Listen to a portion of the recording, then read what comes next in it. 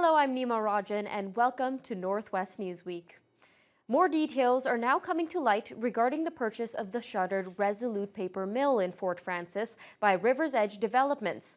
The deal was inked early last week, and both residents of the community and its town council have been anxiously awaiting what the new owner plans to do with the property. Adam Riley has the details.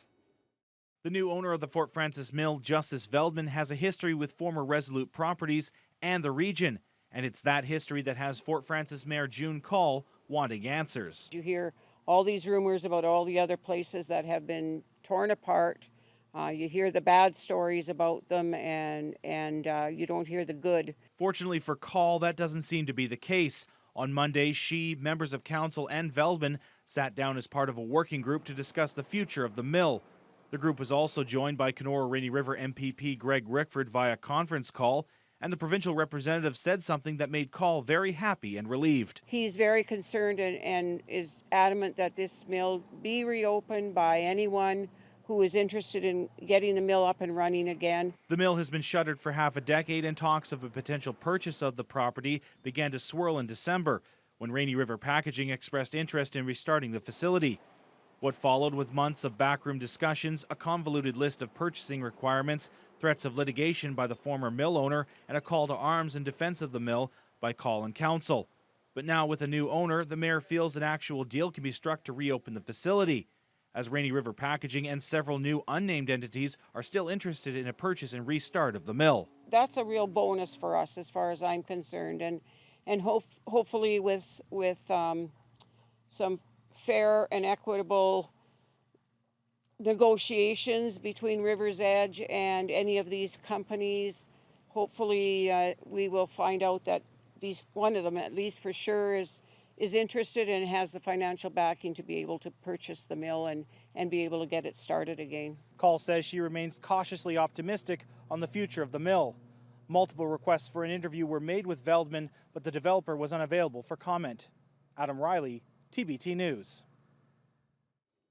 2 Dryden residents are dead following a weekend collision on the Trans-Canada Highway just west of the Ontario-Manitoba border. RCMP say the incident occurred shortly after 11 o'clock on Sunday morning when an eastbound vehicle slammed on its brakes, forcing an eastbound tractor-trailer unit to veer into the westbound lane, where it collided with a westbound pickup truck. The driver and passenger of the truck, a 54-year-old male and 17-year-old male, both from Dryden, were pronounced deceased on the scene. A funeral for the two was held on Friday. A $1.6 billion project that will bring more reliable power to First Nations communities is one step closer to completion. Minister of Indigenous Services Seamus O'Regan was in the city on Monday to finalize the terms of the federal government's support for the province's largest First Nations-led transmission project. Alana Pickrell reports. It's been more than a year since the Canadian and Ontario government announced $1.6 billion for a project that will improve the lives in 17 First Nation communities. And with this official signing between Waitanakiniat Power and the Government of Canada, shovels could be in the ground as early as this fall to start connecting diesel-dependent First Nation communities to Ontario's power grid. Margaret Kennequinosh, the CEO for Waitanakiniat Power, says it's been over 10 years in the works and it's time to start bringing more reliable power. I always say that if there's a power outage, it comes to the health and safety of the people. The water, the food, the shelter that they have gets compromised, so there will be an improvement of that. The project will build approximately 1,800 kilometers of transmission lines in northwestern Ontario. It will reinforce the existing transmission grid to Pickle Lake and expand north of Pickle Lake and Red Lake. The chairperson of First Nations Limited Partnership and a member of Wanumin First Nation says finally being connected to Ontario's power grid will solve more than one problem for his community. For us is that we don't have to go through blackouts, when the power shuts down, or worry about fuel deliveries. This is a solution that Minister of Indigenous Services Seamus O'Regan says is a top priority. And I think the important thing is not only will they be hooked up to clean electricity through the Ontario power grid, but they'll be getting off diesel, and that's really important. Many say this partnership will help set an example of how the government and First Nations can do business. The project model was designed specifically with the First Nations in mind. It's Indigenous-led at the moment, and then over the course of years, Indigenous parties will be able to take over full control of the project itself. If everything goes to plan, all 17 communities should be hooked up to the power grid by 2023. Alana Pickrell, TVT News. A 29-year-old man from Pikangikum First Nation is facing public mischief charges for making a false statement to Thunder Bay Police. This comes following a claim last week that he had been the victim of an attempted kidnapping in the Arthur and James Street area. The man told authorities that he was approached by a black van and pulled inside by 4 other occupants before escaping and seeking help from a passing driver. Following what police call a considerable amount of time and resources spent, investigators say the victim's statement didn't add up. Through using that timeline of the statement that was taken, you go back and you confirm all those details because we're attempting to figure out who actually did this if it had happened, because then we want to get those people apprehended. So as we started to gather that information, that's when it was discovered that it was not factual within the statement. The accused is scheduled to be in court on August 23rd. Sergeant Lewis says it's frustrating when members of the public exhaust resources and tarnish the city's reputation with empty claims. Thunder Bay Police are reminding the public that it is a criminal offense to make a false statement to police. It's an infrastructure funding windfall for the town of Fort Frances, which will help the community catch up on some much-needed road, water, and sewer work on a heavily used strip of highway that runs through the town. The Ministry of Transportation has designated $3.1 million for the complete refit of the road and utility infrastructure along a 750-meter stretch of Scott Street. Now, unlike other communities like Thunder Bay, Kenora, or Dryden, which have alternate routes around the municipality for highway traffic, Highway 11 runs straight through Fort Frances. And Mayor June Call says all the non-resident traffic puts a lot of stress on the road infrastructure. We always say we're the hub of this northwestern Ontario, from the north, south, east, and west, and the truck transport that comes through here using our highway, and that's a connecting link highway. It's needed badly to keep up with the amount of transportation that does come through here between tourists and business owners and residents. Work on the project is expected to begin in the spring of 2020. An update on a pair of stories we brought to you in May. Several First Nations and municipalities along the north shore of Lake Superior are concerned over a plan to create a discontinuous zone for caribou. They believe the plan would stifle any development just as the region is getting back on its feet. In early May, officials gathered in Nipigon to present the information to various stakeholders in the region and discuss the situation on how to proceed.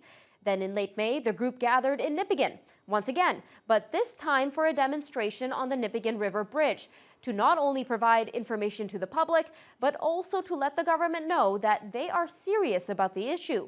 Red Rock Indian Band Chief Matt Dupuis says he and other members met with the Assistant Deputy Ministers for both the Ministry of Natural Resources and Forestry and the Ministry of Environment, Parks and Conservation earlier this month. And while the discussion got a little heated, it was a good meeting that resulted in some movement on the file. Well heard, and now the next time is going to be actually sitting down at the ministerial level that will happen in August. So progress is happening. At one point, since we weren't getting any feedback, we were talking about, or do we have to do another demonstration? And but no, there's been a lot of feedback between the two ministries and ourselves, and we're looking forward to some progress. To make the coordination for both ministers and the regional officials, the meeting will be held during the annual Association of Municipalities of Ontario conference held in Ottawa. Local hunters and anglers will now have to make it a habit of keeping their fishing license on hand at all times, or they could face a hefty fine. The Ministry of Natural Resources and Forestry has introduced several new and increased infractions to hunting and fishing regulations. Tyler Kelleher reports. With the dog days of August fast approaching, Ontario summer sporting is in full swing. But if you don't play your cards right, your next weekend out in the great outdoors could result in a substantial hit to your wallet. The Ministry of Natural Resources and Forestry announced over 200 new hunting and fishing regulations. As well, fines for infractions are also going up. It will cost anywhere from $200 to $750 per offense. You're not wearing your life jacket, or you're not wearing your protective blaze orange while you're in the field hunting and that sort of thing. You don't have your hunting license on you. These are things that are largely common sense, so people by now should know that they need to do these things. We need to encourage hunters to do the right thing when they're in the field, but we also need to discourage the violators, the poachers. Before they think about shooting the moose and pulling that trigger, they better be thinking about the cost down the road if they are caught. The added rules introduced in the wake of the province's service charge removal and freeze on the costs of hunting and fishing licenses. Government officials say the plan is to put over $4 million back into the pockets of the law-abiding hunters and wranglers, while the collected fees and fines are to be put toward fish and wildlife conservation funding. The government is trying to keep costs down for users, which is a good thing, and we would like to see that the revenue generated from the fines goes back into wildlife management and programming to assist with costs for monitoring game populations and for wildlife enforcement. Kaplana says conservation officers might not be very popular when encountering unaware wrongdoers in the field, but growing pains are expected. He says enforcement officials will practice discretion in the early stages, and the Northwestern Ontario Sportsman Alliance will also work to educate the public as the season progresses. Tyler Kelleher, TPT News. When we come back, teachers bound for communities in the far north get a first-hand look at some of the challenges they may face while teaching the next generation.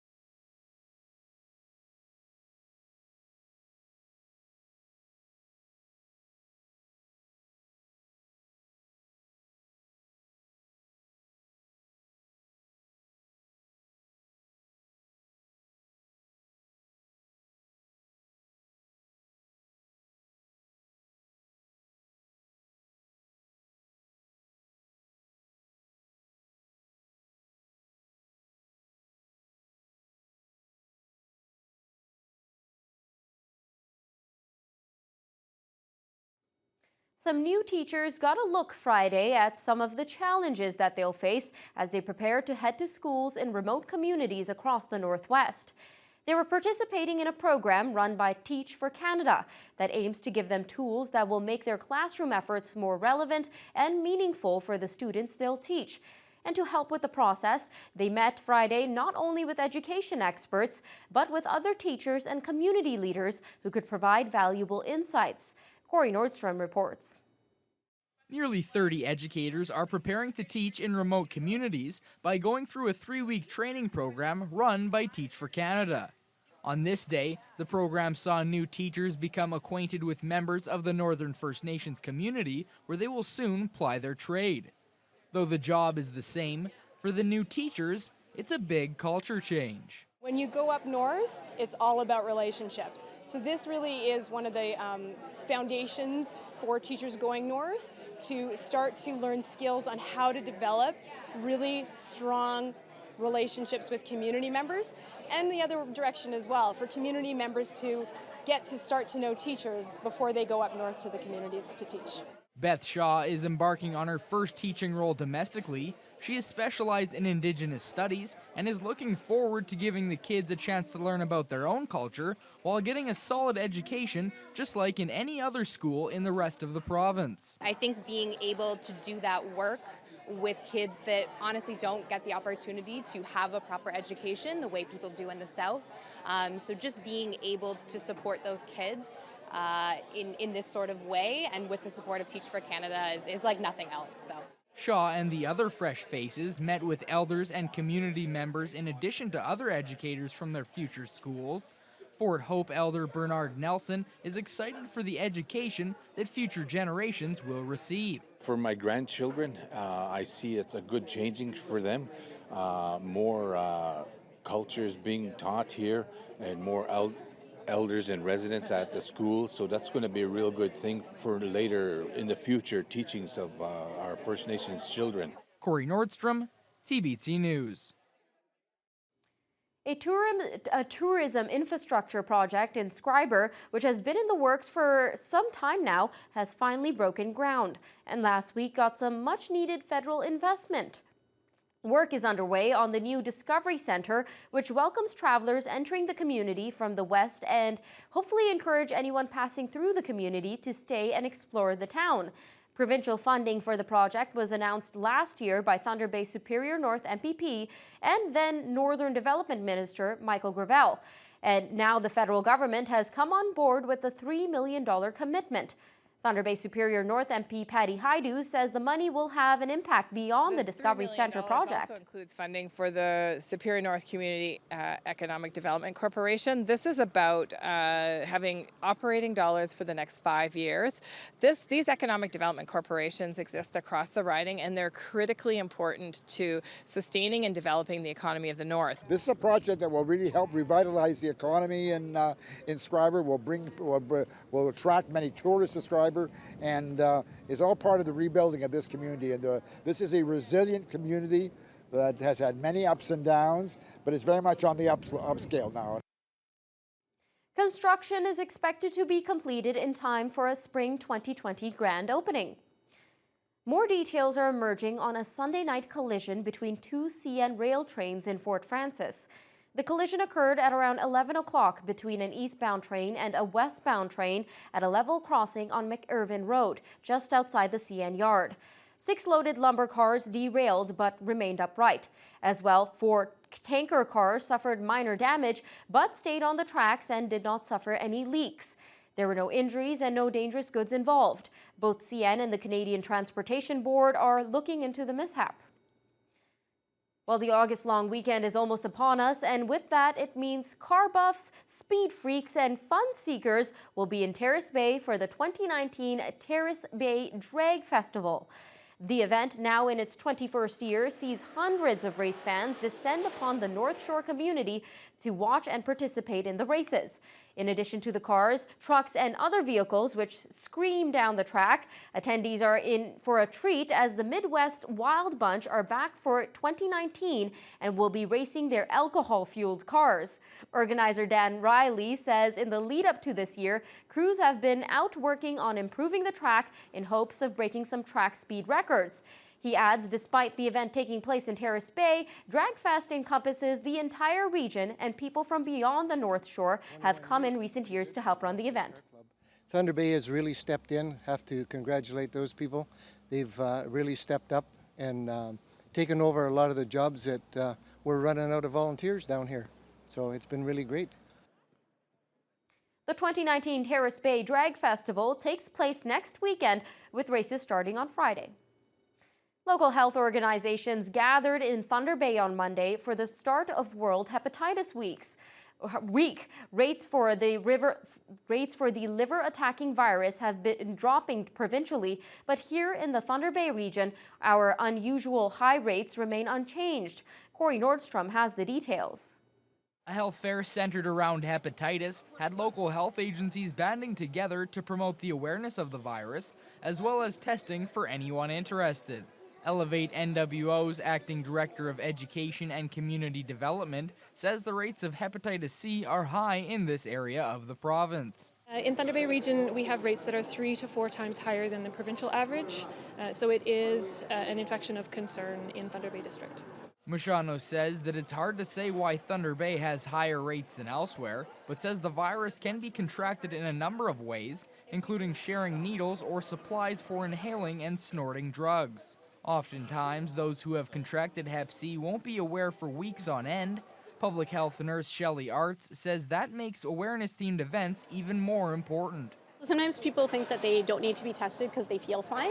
So that's a big one. They don't think that they have hepatitis C because they don't feel sick. And we also hear that about HIV.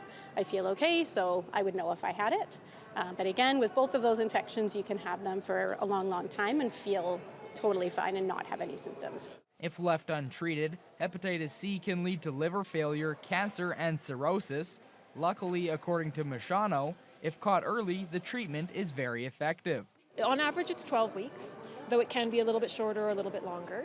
And it is effectively a cure. So once a person has cured hepatitis C, their liver will begin to regenerate. The liver is the only organ in our body that can actually regenerate and heal itself.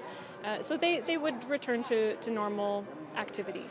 More testing and information on Hep C will be available Wednesday at a barbecue hosted by Liver Care Canada. Corey Nordstrom, TBT News. Coming up after the break, Puckasa Park, east of Marathon, shows off some of its new and improved park infrastructure.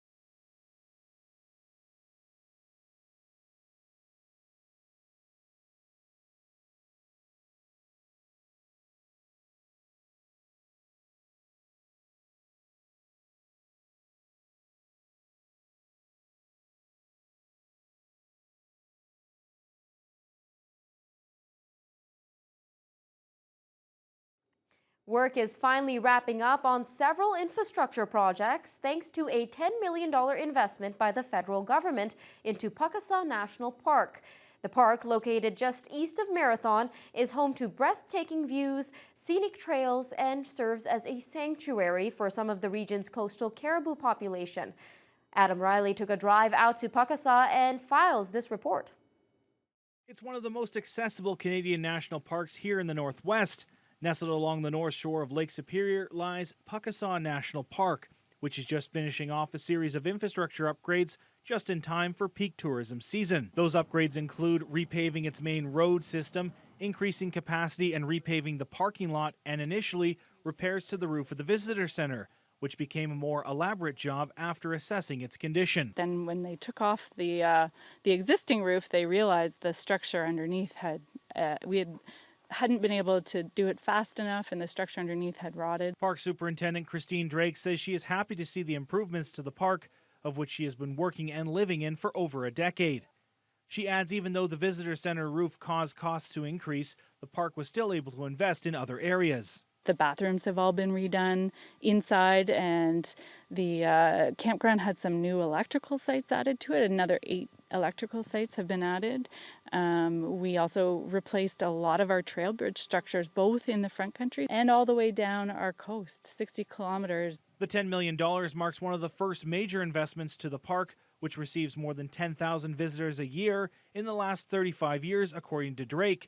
In addition to the federal funding, the park has also invested in a group of 5 authentics, which offer a different kind of national park experience. You can actually rent one of these units that have mattresses and a wood stove and a deck around it. It's less rustic than putting up a tent or even bringing your own trailer, I would say, and you're provided this great private site tucked in the woods in between the visitor center and the campground. That project was done separately from the federal investment, and Drake says all project in Puckasaw Park are expected to be completed by the fall. Adam Riley, TBT News. A Long Lac resident is in custody after Greenstone OPP executed a search warrant at a residence in that community on Monday. Among the items discovered were several drugs of various quantities, including over 750 oxycodone pills, drug trafficking material, and an undisclosed amount of Canadian currency. The 72-year-old has been held in custody since Monday. And that'll do it for this edition of Northwest Newsweek. I'm Nima Rajan. Take care.